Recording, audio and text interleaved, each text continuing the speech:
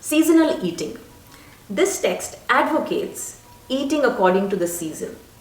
There are 6 seasons mentioned in this text: Vasant or spring, Grishma, summer, Varsha, rain, Sharad, fall or autumn, Hemant, pre-winter, and Shishir, winter. Further, the author also suggests that each day can also be divided into 6 seasons. It is recommended that certain flavors be consumed in specific seasons. There is also specificity given to what meat should be consumed in what season. Now, I want to note that while the kala itself did not include meat, right? It said Vichitra Shaka Yusha Bhakshya Vikara Kriya. It specified shaka, which is vegetables, but did not mention meat. All of that will fall under the category of bhakshya. And meat eating was very prevalent in ancient India, and the concept of vegetarianism began only after the advent of Buddhism and Jainism. So most of the ancient texts include a lot of meat recipes as well, including Paaka-Darpanam. Now, there are specific meats that this text refers to, but it also includes the word adi, which means etc. So perhaps not all meats are mentioned here, but let's look at what is specified according to the season in this text. In Vasant or spring, the recommended meat is deer meat. For summer, the text recommends sheep or goat meat. For the rainy season, chicken or poultry meat. In fall, seafood. In pre-winter, pig or pork. And during winter, sparrow and quail. The various vegetables and fruits that gets mentioned include raw banana, brinjal, raw jackfruit, winter melon, bottle gourd, cucumber, yams, lotus roots, radish, bitter melon, ridge gourd, snake gourd, ivy gourd, tindora, moringa or drumsticks. The fruits that are routinely mentioned include banana, mango, ripe jackfruit, pomegranate and dates. There is also mention of cooking with different kinds of berries with medicinal benefits, including figs and wild apricots. There is mention of so many greens. Many of them also include the vines of the vegetables that were mentioned. And there were so many greens that I was encountering for the first time, and I was surprised that Indian cooking incorporates so many green leafy side dishes. What I also discovered is that a lot of these green leaves are no more used in everyday cooking. Now, I do not know if they are hard to procure. I do not know if over time people have stopped cultivating them or what it is. But they predominantly find mention as ingredients of Ayurvedic medicines. Another interesting thing that the text mentions is how the quality of water also changes according to season, and how the quality of water impacts the taste and the quality of the food that you cook. This text also places great importance to the freshness of the produce.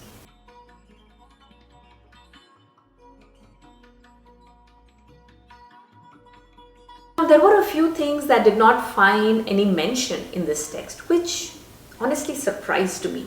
There are recipes where the author has specified what fat to use for cooking, and the two fats that are mentioned in this text include ghee and sesame oil. There is absolutely no mention of coconut oil or mustard oil, which surprised me because both of these oils have been in use since ancient times. There is also no mention of nuts, and there is absolutely no mention of deep frying. Unlike modern recipes which give precise measurements, this text does not give precise measurements for any recipes. There are a couple of places where ratios are prescribed, but anything with precision, no.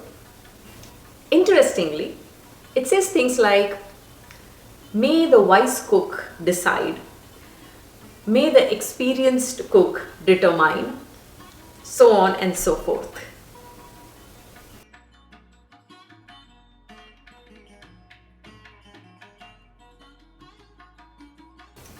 Consuming with awareness and mindfulness. Interestingly, this text refers to certain food combinations that could be toxic.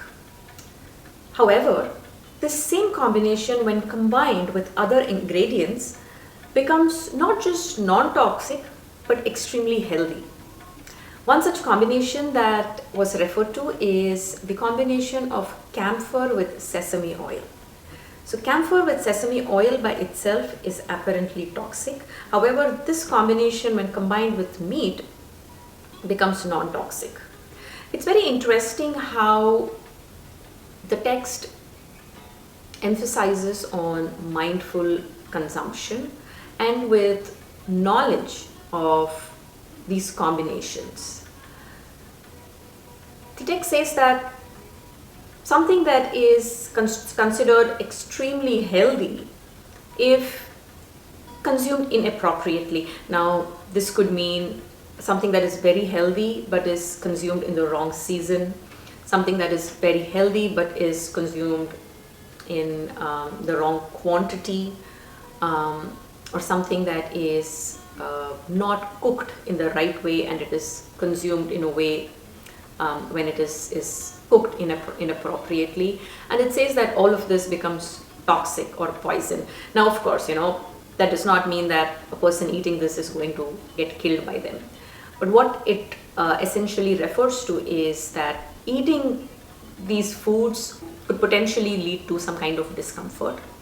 And when a person continues to carry on with consuming food inappropriately, then over a period of time, it may result in chronic conditions.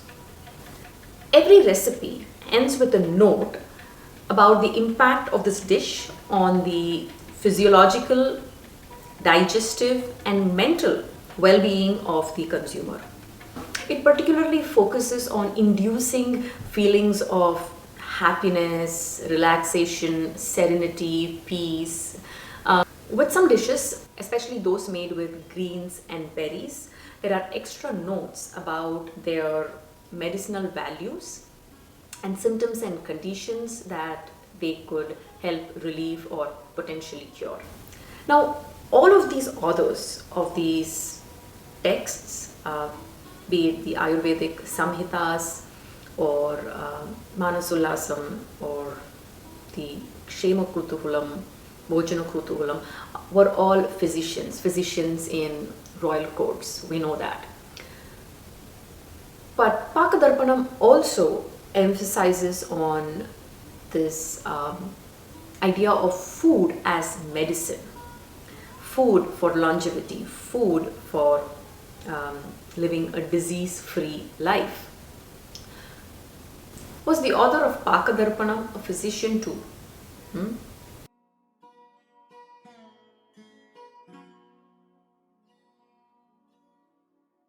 Who is the real author of this text? And when was this text really written? Now, we do not know the exact period when this text was written. However, historians speculate based on the techniques and the ingredients that find mention in this text that this text could have been written sometime around 1200 Common Era. Now, Nala, like I said, is a king whose story appears in the Mahabharata. Mahabharata is an epic, and if at all, the Mahabharata or the story of the Mahabharata were to have happened for real, the timelines would be very different. It would have predated the Indus Valley civilization. So obviously the story of Nala, if Nala was from the Mahabharata, was passed on through oral traditions, and Nala would have existed way before, way earlier than 1200 CE. Now, the cuisine of India, is extremely diverse. Even today, if you were to do a culinary trip of the country, then you will notice that the cuisines, the flavors change almost every 100 kilometers. Now, what we are generally aware of are how certain specific dishes or techniques or vegetables get identified with certain specific regions. So this text certainly does not represent every part of the Indian subcontinent. However, there is a diverse representation of different regions as we associate dishes as of today. For example, there is mention of extensive techniques of cooking rice with meat, which is very similar to a biryani or a pulao or a khichda. Similarly, there is also mention of curd rice or tamarind rice. There is also mention of making milk-based sweet dishes, as well as how you can condense milk. And similarly, vegetables like lotus root or lotus stem and raw jackfruit find mention. It also talks about 6 seasons.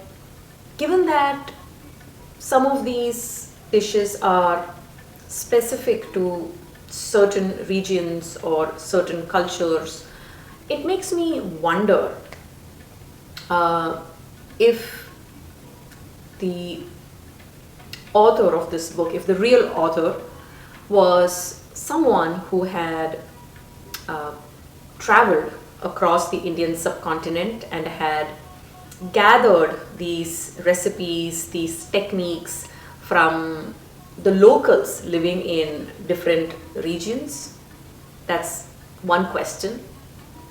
The other question that comes to my mind is, or was this author based in one region, and do we have these diverse cuisines in India because people from this region migrated to different parts of the country and they took these recipes from this one region to different parts? My third question is, has this text been created by a community? Are there multiple contributors to this text? And because there are multiple contributors from different regions, maybe there was a conference of royal chefs and each one brought their recipe along. When kings traveled, they traveled with their chefs. So maybe there was a conference of chefs from different parts of the subcontinent, and they came together and they decided to write this text. And of course, Nala's story, Nala being the exemplary chef from the Mahabharata, did they decide collectively to just attribute this to Nala? These are questions that came to my mind around the reality of the author. I don't have the answers to these, but I'm wondering.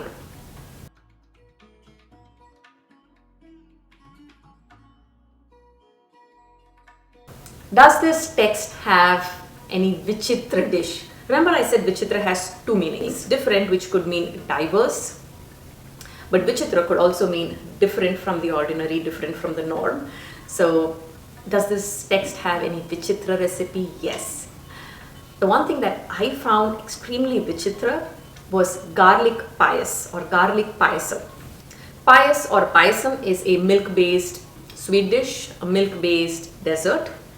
It's usually made with milk and rice or milk and wheat, with either sugar or jaggery as the sweetener. I have never heard of garlic payasam.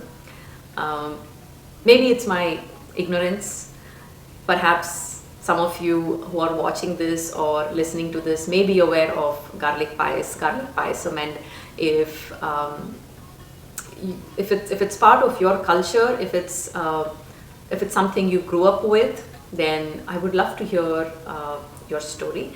But that is something definitely that I was amused by. I'm not sure how it would taste, but it's definitely something I'm going to try.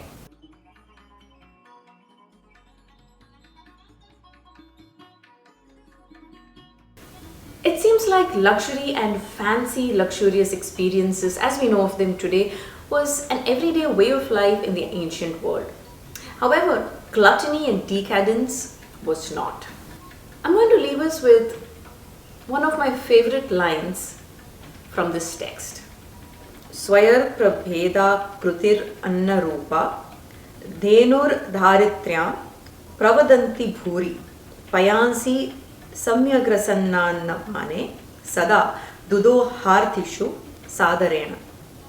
What it literally translates to is this diverse variety of grains in different shapes, in different sizes, in different colors, different forms, the fruits, the vegetables, all the vegetation on earth, the animals, the cows, the milk from these animals, all of which is available for us as food,